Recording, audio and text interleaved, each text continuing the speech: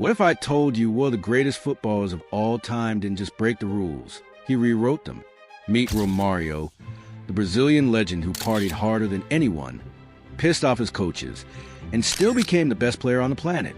But here's the kicker. His story isn't just about talent. It's about a hidden advantage that made him unstoppable. Stick around, because this is the wildest football journey you've never heard of. Back in 1994, Romario was on top of the world. Fresh off carrying Brazil to a World Cup victory and dominating at Barcelona, he shocked everyone by saying he was bored of Europe. Why? Because he wanted to party on his own terms.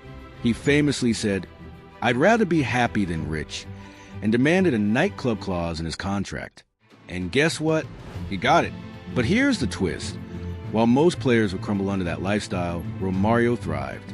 He'd party all night, show up to training with no sleep, and still outplay everyone on the pitch. How? Because he had a psychological edge, a mindset that made him immune to pressure. And in just a moment, I'll reveal the number one secret behind his unstoppable confidence. But first, what if I told you that Romario's return to Brazil wasn't just a homecoming?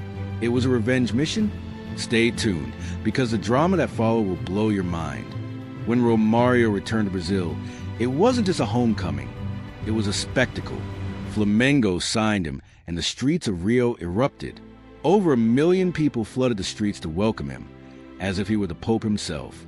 They even built a special car, the Romário, to transport him from the airport to the stadium. But this wasn't just about fame. Romario was on a mission.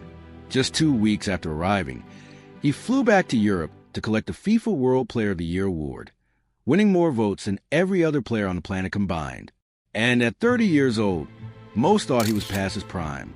But Romario, he was just getting started. He scored 438 goals after turning 30, outshining every striker in Brazil. This was Ronaldo before Ronaldo. But here's where it gets wild. His relationship with Flamengo turned toxic.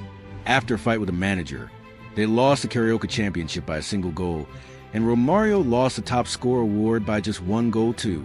Humiliated, he doubled down. The next season, he scored 26 goals in 19 matches, including a 5-goal game, and led Flamengo to an undefeated Carioca Championship. But just as he was crowned King of Rio, Flamengo betrayed him by signing his rival Bebeto. Romario's response? He left for Valencia, becoming the highest paid player in the world. But even in Spain, chaos followed. He clashed with coaches, got injured, and still managed to score hat tricks in international tournaments. By the time he returned to Flamengo on loan, he was unstoppable, scoring 35 goals in 36 games. Yet, despite his heroics, Flamengo ended the season trophyless. And Romario, he was just getting started on his revenge tour. But Romario's story doesn't end there. At 35, he was still outscoring everyone, proving age was just a number. He joined Vasco da Gama, his first club, and reignited his feud with Edmundo, his longtime rival. The two strikers went head-to-head in a goal-scoring battle that captivated Brazil. Romario scored hat tricks, carried Vasco to finals, and even took the captain's armband from Edmundo. But the real drama came in the Copa Mercosul final. Down 3-0 with 30 minutes left, Romario scored twice, assisted another, and netted the winner in injury time to clinch the title. It was a masterclass in clutch performance. By the end of the season, he had 73 goals, his highest tally ever, and was named South American Player of the Year. Yet, despite his heroics, he was snubbed for the Ballon d'Or, a decision that baffled fans and players alike. But Romario wasn't done. At 40, he came out of retirement to prove Pelé wrong, aiming to match his unofficial record of 1,000 career goals.